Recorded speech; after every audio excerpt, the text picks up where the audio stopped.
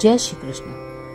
ताज बीबी श्री कृष्ण की परम भक्त थी। इनका जन्म 17वीं शताब्दी में हुआ था। ताज बीबी के पिता का नाम पदन खान था।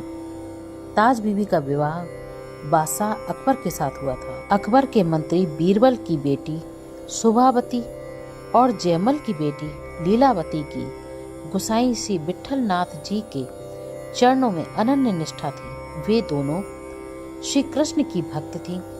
दोनों गोवर्धन में श्री नाथ जी के दर्शनों के लिए आया करती थी। लीलावती और शोभावती ताज बीबी के पास आती थी, जिससे ताज बीबी को सत्संग और श्री कृष्ण का चरित्र श्रवण करने का अवसर मिलता था, जिससे ताज बीबी के हृदय में श्री कृष्ण के प्रति श्रद्धा प्रकट हो गई। बीरबल की बेटी शोभावती जब ताज बीबी से मिलने आती तो अक्सर वृंदावन और गोसाई से विठल नाथ जी की चर्चा किया करती थी। शोभावती ने ताज बीबी को ब्रजधाम और विठल नाथ जी की इतनी महिमा बताई कि ताज बीबी को ब्रजधाम और गोसाई से विठल नाथ जी के दर्शनों की लालसा होने लगी। बादशाह अकबर के हृदय में विठल नाथ जी के प्रति अगाध श्रद्धा थी और वे उनके दर्शनों के लिए समय समय पर गोवर्धन आया करते थे।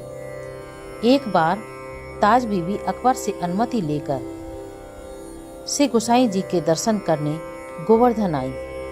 गोसाई जी के दर्शन कर ताज बीबी कुछ समय के लिए गोवर्धन में ही रुक गई और गोसाई जी के सत्संग में भाग लेने लगी। ताज बीबी ने ब्रज में अनेक लीला स्थलियों एवं मंदिरों के दर्शन किए। ब्रजधाम के लता कुंजों का दर्शन कर ताज बीबी का मन ब्रज से बाहर जाने को नहीं हुआ, लेकिन फिर भी अकबर के आदेशानुसार कुछ दिन के बाद दिल्ली लौट आई। ताज बीबी ब्रज से लौट तो आईं, लेकिन उनका मन ब्रज में ही रमण कर रहा था। वह मुख से श्री कृष्ण का नाम जप करने लगी।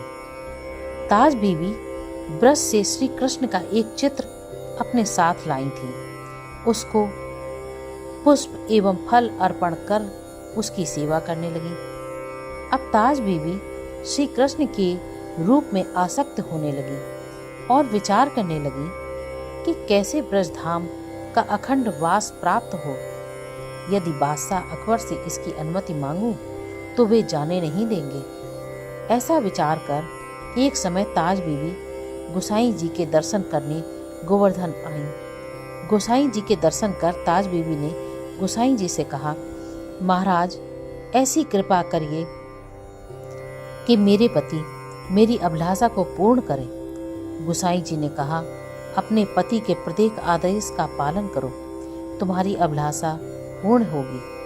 इसके बाद ताज बीबी दिल्ली लौट कर आई और अकबर के प्रत्येक आदेश का पालन करने लगी। एक दिन अकबर ने विचार किया कि ताज बीबी मेरी हर आज्ञा का पालन करती है, मुझे भी उसकी इच्छा पूर्ण करनी चाहिए। ऐसा विचार कर अकबर ने ताज बीबी से पूछा, तुम्हारी क्या इच्छा है? ताज बीबी ने विचार किया कि यदि मैं ब्रजवास मांगूं तो अकबर मना कर देंगे। इसलिए ताज बीबी ने कहा, महाराज मुझे आगरा के महल में निवास करना है, मुझे आगरा भेज दीजिए। अकबर इस बात के लिए मान गया और ताज बीबी को यमुना के रास्ते नाव से आगरा भेज दिया। आगरा ब्रज की सीमा पर स्थित है, इसलिए ताज बीबी अब अक्सर गोकुल, गोवर्धन, बरसाना, वृंदावन आदि स्थानों के दर्शनों के लिए जाने लगी। ताज बीबी गोसाई जी का सत्संग भी सुनने के लिए आया करती थी। वह सत्संग में जिस लीला का श्रवण करती उसी के चिंतन में डूबी रहती। अब ताज बीबी का हृदय श्री कृष्ण विरह में जलने लगा और वह श्री कृष्ण के दर्शन के लिए रोती रहती। ताज बीबी की वेशभूषा बदल गई। एक दिन बादशाह अकबर आगरा आया। आगरा में अकबर की दूसरी पत्नियों ने अकबर से ताज बीबी की शिकायत की कि ताज बीबी बिल्कुल बदल चुकी है, उसकी वेशभूषा भी बदल गई है। कलमा कुरान छोड़कर श्री कृष्ण का चित्र हृदय से लगाए रोती रहती है। सदैव कृष्ण कृष्ण जपती रहती है। उसका खान पान भी बदल गया है। ताज बीबी का ध्यान रखिए, वरना कल को बदनामी होगी। बादशाह अकबर ने जब रानियों से ताज बीबी का विवरण सुना तो वे इतने प्रभावित हुए कि हृदय से बहुत प्रसन्न हुए। अकबर ने ताज बीबी को कुछ नहीं कहा और किसी चीज के लिए रोका नहीं। ताज बीबी की दासी ने ताज बीबी को बताया कि आपके विरोध में समस्त रानियां अकबर से आपकी शिकायत कर रही हैं। ताज बीबी ने किसी को कुछ नहीं कहा और अपने इष्ट श्री कृष्ण से प्रार्थना करने लगी और गाने लगी, सुनो दिल जानी, दिल की कहानी। ताज बीबी अब हर समय श्री कृष्ण से ब्रजधाम के लिए प्रार्थना करने लगी। महल में ना कोई सत्संग था, ना कीर्तन, इसलिए ताज बीबी दुखी रहने लगी। उसे ब्रज के मंदिर और संतों की याद आने लगी।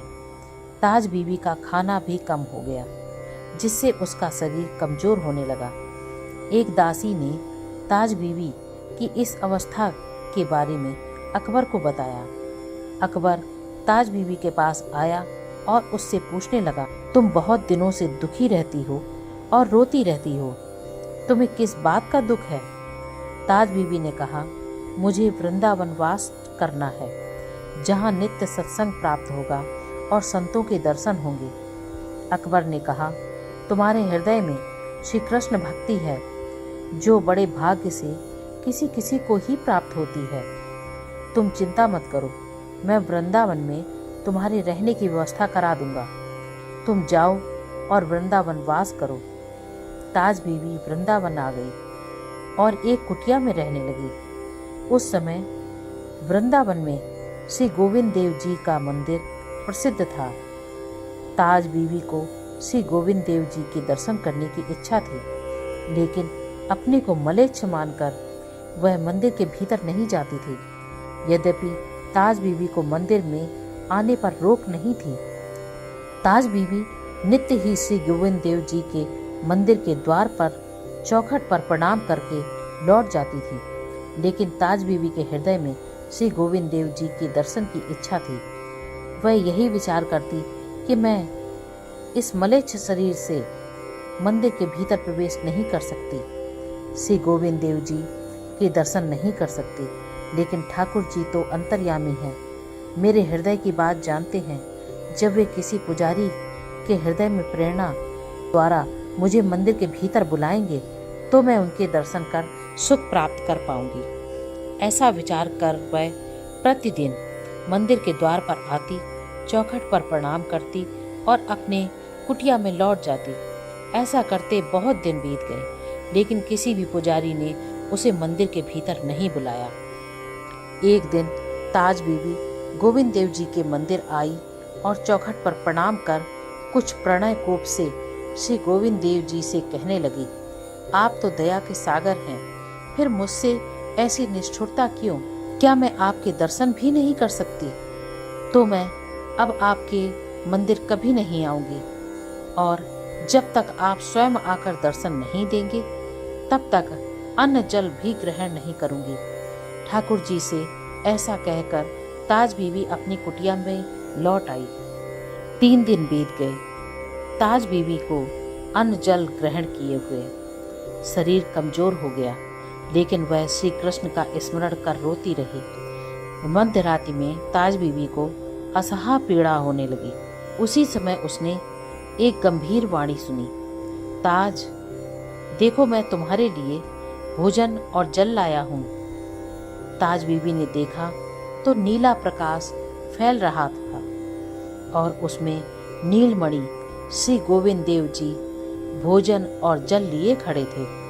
श्री गोविंद देव जी के दर्शन करते ही ताज बीबी को मूर्छा आ गई। श्री गोविंद देव जी भोजन और जल को वहीं रखकर अंतर्ध्यान हो गए। जब ताज बीबी की मूर्छा गई तो वह सोचने लगी कि यह कोई स्वप्न था या सत्य। पूरे कुटिया में एक दिव्य सुगंध व्याप्त थी। जब ताज बीबी ने भूमि पर देखा तो वही भोजन की थाल और जल की झारी रखी थी। जो ठाकुर जी के हाथों में थी।